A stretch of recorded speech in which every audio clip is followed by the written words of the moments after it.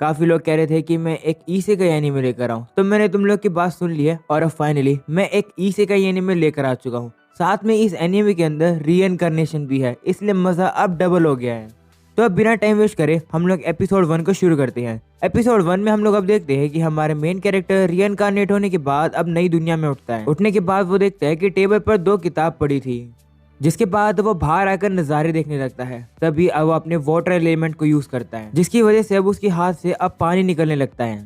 अगले सीन में हमें पास्ट का सीन दिखाया जाता है, जहाँ पर वो लड़का अब रीइंकार्नेट होने से पहले अब एक जगह पर होता है जो कि हेवन की तरह लग रही होती है। तभी एक बंदा वहाँ पर आ जाता है और वो उससे कहता है कि ये आफ्टर लाइफ नहीं है, तुम्हारा नाम रियो है ना, मुझे काफी ज्यादा रिलीफ फील हो रहा है क्योंकि यहाँ पर काफी समय बाद कोई आया है। ऐसा बोलकर वो उसे कहता है कि माफ करना पर तुम एक्सीडेंट में मर गए। जिस पर रियो भी कहता है कि हाँ मुझे याद है, तो क्या तुम भगवान हो? तो वो बंदा कहते नहीं, अगर मैं तुम्हें सिंपली समझाऊं तो मैं एक एंजल हूँ। ये सुनकर रियो सोचता है कि मैं इसे फेक माइकल बुलाऊंगा। वो अब उस एंजल से पूछता है कि मैं समझ गया हूँ कि मुझे रीइंकार्नेट किया जाएगा, पर नई जिंदगी शुरू करने के बाद मुझे करना क्या होगा? तो एंजल कहता है कि तुम्हें जैसे जीना है तुम जी सकते हो, तुम्हें किसी मिशन के साथ नहीं भेजा जा रहा है। ये सुनकर रियो कहता है कि अगर मैं कैसे भी चाहे जी सकता हूँ तो मैं चाहता हूँ कि मेरी जिंदगी काफी शांत हो। जिस पर वो एंजल कहते हैं ठीक है, जिस दुनिया के अंदर तुम्हें रीइंकार्नेट किया जाएगा उसके अंदर मैजिक भरा हुआ है, हम इस दुनिया को फी बुलाते हैं और रफली फी के अंदर सिर्फ 20% इंसान स्पेल कास्ट कर सकते हैं और तुम सबसे ज्यादा वाटर एलिमेंट से कंपैटिबल हो। और क्योंकि तुम चाहते हो कि तुम्हारी शांति वाली जिंदगी हो, इसलिए मैं तुम्हें फॉरेस्ट ऑफ रोंडो के अंदर रीइंकार्नेट कर रहा हूँ। वहाँ पहुँचने के बाद तुम्हारे पास एक घर होगा और 2 महीने का राशन होगा। इसके बाद रियो अब अपने घर के अंदर आकर खाने के आइस हाउस में देखता है। वो देखता है कि खाना तो जमा हुआ था। ये देखकर वो कहता है कि शायद से इसे मैजिक का यूज करके स्टोर किया गया होगा। एंजल अब उसे कहता है कि तुम्हारा घर इस तरीके से बनाया जाएगा जिससे कि मोस्टर तुम्हारे ऊपर इमीडिएट हमला नहीं करेंगे। तुम ऐसा समझ सकते हो कि तुम्हारे घर पर एक बैरियर लगा है। हम अब देखते हैं कि रियो को जो किताब मिली है वो उसे मोस्टर्स के बारे में बताती है। उस किताब को वो पढ़कर कहता है कि मैंने ऐसी लैंग्वेज पहले कभी नहीं देखी है, पर फिर भी मैं इस बुक को अच्छे से पढ़ पा रहा हूँ। इसके बाद वो दूसरी बुक देखता है, उसका नाम फ्लोरा कॉम्पेंडियन होता है और उस बुक में मैजिक के बारे में लिखा होता है। उसके बारे में पढ़ने के बाद अब रियो बाहर आ जाता है और अब वो भी अपने वाटर एलिमेंट को यूज करने की कोशिश करता है। रियो अब ये देखता है कि उसे वाटर एलिमेंट को यूज करने के लिए सिर्फ इमेजिन ही करना पड़ता है, उसे बोलकर ही वाटर एलिमेंट यूज करने की जरूरत नहीं है। वो कहता है कि लेकिन फिर भी अगर मैं इनकांटेशन कर पाता तो वो कितना कूल होता। अगले सीन में वो अपने वाटर मैजिक का यूज करके अब बाथ टब भर रहा होता है, पर अब वो कहने लगता है कि लेकिन अब मैं पानी गर्म कैसे करूँ? ऐसा बोलने के बाद वो बाहर आ जाता है और लकड़ी को घिस कर आग लगाने की कोशिश करता है, पर ये काम नहीं करता है। वो अब लकड़ी घिस घिस कर काफी थक जाता है और लेट जाता है। तभी उसे अपने सर के ऊपर सूरज दिखाई देता है। वो देखकर अब उसके दिमाग में एक आइडिया आ जाता है और अब वो अपने वाटर एलिमेंट को बदलकर फ्रीज स्पेल यूज करने लगता है, यानी कि सामने पड़े पानी को वो अब फ्रीज करने की कोशिश करता है, पर वो हो ही नहीं रहा होता है। जो देखकर वो कहता है कि लगता है कि मुझे कुछ ना कुछ तो करना ही होगा। रियो को अब समझ आ जाता है कि उसे आइस को कैसे प्रोड्यूस करना है। वो अलग अलग मॉलिक्यूल्स को हटाता है, उन्हें कनेक्ट करता है और हम देखते हैं कि वो आइस अब बना देता है। जो देखकर वो काफी खुश हो जाता है और अब वो उस आइस को निकालकर सूरज के नीचे रख देता है,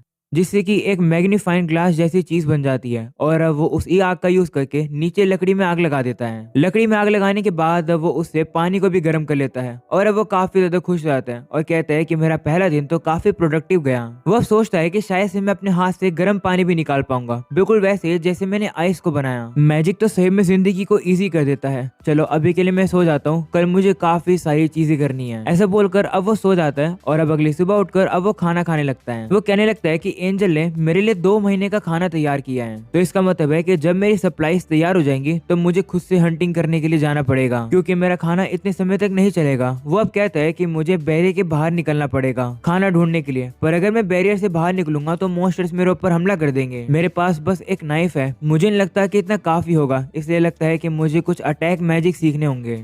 मैं चाहता हूँ कि मेरी ये जिंदगी काफी आराम से जाए और सेफ जाए, इसलिए चलो अपने नए मैजिक की प्रैक्टिस करना शुरू करते हैं। अगले सीन में वो सबसे पहले वाटर बॉल बनाने की कोशिश करता है, जिसे वो आगे शूट भी कर पाता है। जो देखकर वो खुश रहता है क्योंकि उसका पहला अटैक स्पेल सक्सेस हो गया, पर वो देखता है कि उसकी इस अटैक में इतनी ज्यादा पावर नहीं थी। जो देखकर वो कहते हैं कोई बात नहीं, मेरे पास और भी काफी सारे तरीके हैं, अगर वाटर बॉल काम नहीं करेगी तो मैं वाटर जेट यूज करूंगा। ऐसा बोलने के बाद वो पानी को हाई वेलोसिटी की स्ट्रीम से निकालने की कोशिश करता है, पर और अब हम देखते हैं कि जो पानी की धार होती है वो इतनी ज्यादा तेज नहीं होती है, जो देखकर रियो अब थोड़ा सा उदास हो जाता है। तभी उसे याद आता है कि उसने एंजल से कहा था कि मुझे एक आखिरी चीज बताओ कि आखिर मैं मैजिक यूज करूंगा कैसे। तो एंजल कहता है कि मैजिक का जो फंडामेंटल है वो इमेजिनेशन है। तुम्हें जो भी मैजिक यूज करना है उसके लिए तुम्हें इमेजिनेशन करनी होगी। जो तुम करना चाहते हो तुम्हें उसे दिमाग में अच्छे से पिक्चर करना होगा। रियो अब काफी ज्यादा ट्रेनिंग करता है और हम लोग अब देखते हैं कि उसकी जो ये वाटर जेट होती है वो पहले से बेहतर होने लगी है। अगले सीन में हम लोग अब देखते हैं कि रियो अपने हाथ से गर्म पानी भी निकाल पाता है, जो देखकर वो खुश हो जाता है। अगले सीन में वो अब आसमान में ही आइस को क्रिएट करने की कोशिश करता है और अब वो ये करने में कामयाब भी हो जाता है, पर ये प्रोसेस इतनी भी ज्यादा तेज नहीं थी। वो कहता है कि ये जो आइस मैजिक है ये काफी ज्यादा बेहतर है, पर मेरा मेन गोल है एक कमाल का आइस मैजिक अटैक बनाना, जिसे मैं आइसिकल लेंस बुलाऊंगा।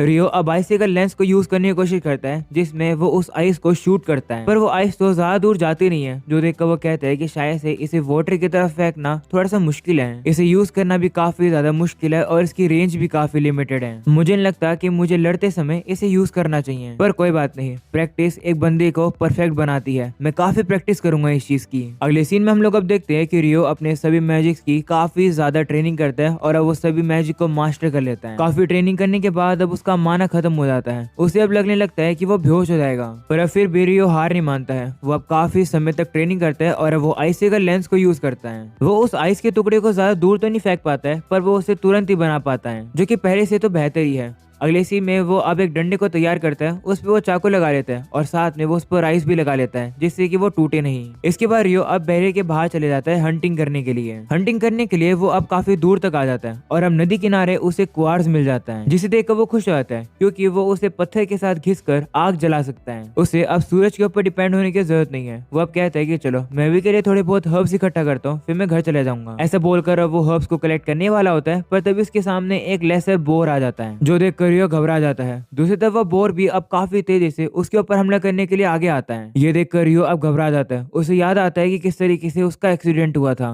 पर वो एकदम से उसके सामने से हट जाता है, जिसकी वजह से वो बोर अब सामने जाकर गिरता है, पर वो वापस से खड़ा होकर उसके ऊपर हमला करने के लिए आ जाता है। रियो अब कहता है कि मैं कुछ कर सकता हूँ क्योंकि इस दुनिया के अंदर मैजिक है। ऐसा बोलने के बाद वो अपने आइस मैजिक को यूज करके फ्लोर को आइस का बना देता है, जिसकी वजह से वो जो बोर होता है वो दौड़ते हुए अब फिसल जाता है। जिसके बाद रियो अब बर्फ के काफी कांटे बना देता है। वहीं पर वो बोर अब फिसलता हुआ उन कांटों के आकर लगता है और वो खत्म हो जाता है। इस वजह से रियो अब जीत जाता है और वो वापस से घर पर आता है। वो अब कहने लगता है कि जो लेसर बोर होते हैं वो सबसे ज्यादा कमजोर होते हैं, पर सबसे कमजोर से ही लड़ने में मुझे इतनी दिक्कत हुई है, तो पता नहीं मेरा बाद में क्या होगा। वो अब वापस से उसी बुक को पढ़ रहा होता है। वो अब कहने लगता है कि पर इस बुक के जो आखिरी 2 पेज हैं ये स्पेशल एडिशन के हैं। वो अब उन पेजेस के ऊपर ड्रैगन्स के बारे में पढ़ता है। वो कहता है कि ड्रैगन्स इतने ज्यादा पावरफुल होते हैं कि वो पूरी सिटी को अकेले आराम से हरा सकते हैं। अगर तुम्हें वो कभी दिखे तो भाग जाना। और अब दूसरे पेज पर आकुमा के बारे में लिखा होता है, जो कि नॉट फॉलन एंजल है। इसका जो ओरिजिन है उसके बारे में कुछ भी नहीं पता है। किताब में लिखा होता है कि बस यही होप करना कि ये तुम्हें कभी मिले नहीं तो वो तुम्हारा आखिरी दिन होगा। अगले सीन में रियो अब वापस से फॉरेस्ट में आ जाता है। इतने में ही एक बड़ा सा होक उसके ऊपर हमला कर देता है, जो देखकर रियो को भी अब वहाँ से शील्ड लगाकर भागना पड़ता है। रियो कहने लगता है कि ये जो होक है ये एयर स्लैश यूज कर रहा है, जो कि एक कमाल का एयर अटैक होता है, पर इनका जो मेन अटैक है वो अपनी ये चोंच से करते हैं, जो कि काफी पैनी होती है। वो अब कहने लगता है कि मुझे नहीं लगता कि मैं इसे भाग पाऊंगा, इसलिए मुझे फाइट बैक करनी होगी।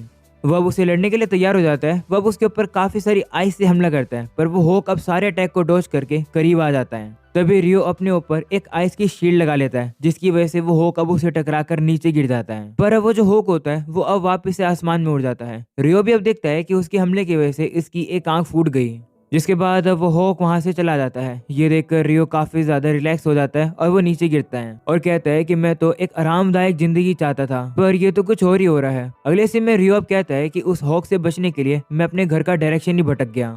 वो अपने घर को ढूंढने की कोशिश कर ही रहा होता है, पर तभी अब वो एक नदी के किनारे आ जाता है, जहाँ पर अब वो एक नाइट को देखता है, पर उस नाइट का तो सर ही नहीं होता है और ना ही उसके घोड़े का। अगले सीन में अब रियो को दिखाया जाता है, जो कि जंगल में काफी सारे मॉन्स्टरों से लड़ता है। उसे अब अपनी ताकत को यूज करने की अब आदत भी हो चुकी है। वह पानी में जाकर काफी बड़े ऑक्टोपस को भी हरा देता है। हम अब देखते हैं कि रियो की वाटर जेट की पावर इतनी ज्यादा ताकतवर हो गई है कि वो पत्थर को भी काट देती है, जो देखकर वो काफी खुश हो जाता है और कहता है कि मुझे धीरे धीरे करके अब मैजिक की आदत होने लगी है। अगले सीन में रियो अब उसी नाइट से लड़ने के लिए आ जाता है। रियो अब कहने लगता है कि एंजल ने मुझे जो किताब दी थी उसमें इस मॉन्स्टर के बारे में तो जिक्र ही नहीं हो रखा था। क्या ये मॉन्स्टर है भी या फिर फिर ये कोई बिगनर एडिशन से भी ज्यादा बेहतर है। इसके बाद अब उन लोग के बीच में अब लड़ाई शुरू हो जाती है, जहाँ पर वो नाइट अब रियो को काफी ज्यादा इजीली हरा रहा होता है, उसकी आइस शील्ड तोड़ने के बाद भी। हारने के बाद रियो अब नीचे गिर जाता है और कहता है कि मुझे नहीं लगता कि मैं इससे कभी जीतूंगा। वैसे एक कारण है जिसकी वजह से मैं यहाँ हर रोज रात में आता हूँ, और वो ये है कि मुझे लगता है कि ये मोस्टर मेरी ट्रेनिंग करवा रहा है। इतने में ही वो मोस्टर अब अपनी तलवार को उसे आइस का करके दिखा देता है और अब वो उसे रियो को दे देता है। रियो भी समझ आता है कि ये मोस्टर चाहता है कि वो इस तलवार को मास्टर कर ले,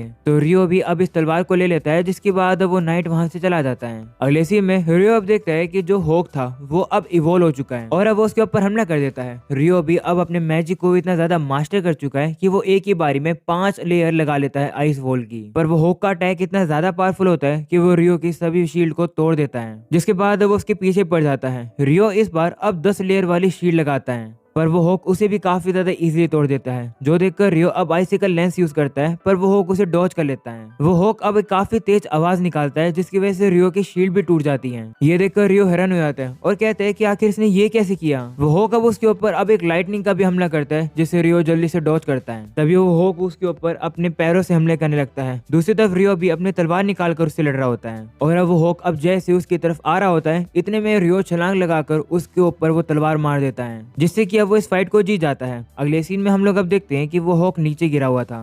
रियो अब उसके पास आ जाता है और कहता है कि मुझे पता है कि हम दोनों ने अपना बेस्ट दिया, पर फिर भी तुम हार गए। मुझे पता है कि ये एक्सेप्ट करना तुम्हारे लिए काफी मुश्किल है। तुमसे मिलने के बाद मैं काफी ताकतवर हुआ हूँ। मुझे लगा था कि मैं तुमसे फिर से मिलूंगा, इसलिए मैं ताकतवर हुआ हूँ। इसके लिए शुक्रिया। तुम जानबूझकर इवोल्व होकर आए, जिससे कि तुम मुझसे बदला ले सको, क्योंकि मैंने तुम्हारी आंख फोड़ी थी। पर माफ करना, इस लड़ाई को मैं जीतता हूँ और मेरी वजह से तुम यहाँ पर आए हो, तो इस मैच को मैं ही खत्म करूंगा। ऐसा बोलकर रियो उसमें से अपनी तलवार निकाल लेता है, जिसकी वजह से वो होक भी अब मर जाता है। अगले सीन में रियो अब वहां से वापस जा रहा होता है, पर तभी अचानक से उसके पास अब एक लाल कलर का ड्रैगन आ जाता है, जिसे देखकर रियो अब काफी ज्यादा डर जाता है। उसे अब याद आता है कि ये जो ड्रैगन्स होते हैं ये काफी ज्यादा ताकतवर होते हैं। जब भी तुम्हें ये दिखे उसे देखकर भाग जाओ। तभी वो ड्रैगन अब टेलीपैथी का यूज करके रियो से बात करने लगता है। वहीं रियो भी उसकी बात सुनकर हैरान हो जाता है और कहता है क्या ये ड्रैगन बात कर सकता है। जिस पर वो ड्रैगन कहता है कि मैंने काफी समय से टेलीपैथी यूज नहीं करी थी, पर ये देखकर मुझे काफी खुशी हो रही है कि मेरी टेलीपैथी काम कर रही है। जिसके बाद अब वो रियो से कहता है कि मुझे तुमसे कुछ पूछना है। क्या तुम एक ऐसे होक से मिले हो जो कि अभी अभी इवॉल्व हुआ था? तो रियो कहते हैं हाँ, मैं उससे मिला तो था। कहीं वो तुम्हारा कोई नौकर वगैरह तो नहीं था? अगर था तो माफ करना, क्योंकि मैंने उसे मार दिया। ये सुनकर वो ड्रैगन अब रियो से काफी इम्प्रेस हो जाता है और कहते हैं क्या, इसका मतलब है कि तुम काफी कमाल के हो। वैसे तुम्हारे पास तो ये एक रेयर वेपन भी है, जरा दिखाना तो रियो भी अब उसे वो तलवार दिखाता है। उसे देखकर वो ड्रैगन कहता है कि ये तो फेरी किंग की तलवार है। अगर उसने वो तुम्हें ये तलवार दी है तो इसका मतलब है कि वो तुम्हें ट्रस्ट करता है। ये सुनकर रियो भी अब उसे पूछता है कि मुझे भी तुमसे काफी सारे क्वेश्चन पूछने हैं। तो वो ड्रैगन भी उसके सारे क्वेश्चंस का जवाब देने लगता है और अब देखते देखते शाम हो जाती है। वो लोग बात करने में इतना ज्यादा मजे कर रहे होते हैं कि उन लोगों को टाइम के बारे में पता ही नहीं चलता है। वहीं अब उस ड्रैगन के जाने का समय हो जाता है। इसके बाद अब रियो से कहता है कि अपना नाम तो बताओ, जिस पर वो कहता है कि मेरा नाम लोइन है। चलो फिर अब अगली बार मिलेंगे। ऐसा बोलकर वो उड़कर वहां से चला जाता है। वहीं पर रियो अब कहने लगता है कि जो अभी हुआ ये काफी ज्यादा खतरनाक था। मुझे नहीं लगा था कि मैं इस तरीके से ड्रैगन से बात करूंगा। लगता है कि इस फैंटेसी दुनिया में तो कुछ भी हो सकता है। दूसरी सीन में हमें वापस से एंजल को दिखाया जाता है, जो कि अब रियो के स्टेटस को पढ़ रहा होता है। वो स्टेटस को पढ़कर कहता है कि इस चीज को तो मैंने देखा ही नहीं। रियो के पास तो एक हिडन ट्रेट है, आखिरकार उसके पास ऐसा क्यों है? आज तक तो सिर्फ एक ही लड़की के पास एक हिडन ट्रेट थी, जिसे मैंने दूसरी दुनिया में भेजा था। ये तो अब से 10,000 साल पहले था, और अब इतने समय के बाद किसी के अंदर हिडन ट्रेट है। और इस बार रियो के पास हिडन ट्रेट है। उसका जो हिडन ट्रेट है वो ये है एटर्नल यूथ, यानी कि रियो कभी बूढ़ा नहीं हो सकता है। और अब इसी के साथ ये एपिसोड यहीं खत्म हो जाता है। एपिसोड 1 कैसा लगा मुझे कमेंट सेक्शन में जरूर बताना। क्या मुझे इसके और भी एपिसोड्स लेकर आने चाहिए, ये भी जरूर बताना। एंड अगर चैनल पर नए हो तो सब्सक्राइब कर दो, क्योंकि भाई कमाल कमाल की एनीमे आने ही वाली है। एंड भाई ऑल नोटिफिकेशन को भी यहाँ से ऑन कर देना। मिलते हैं अगले एपिसोड में, तब तक के लिए बाय बाय।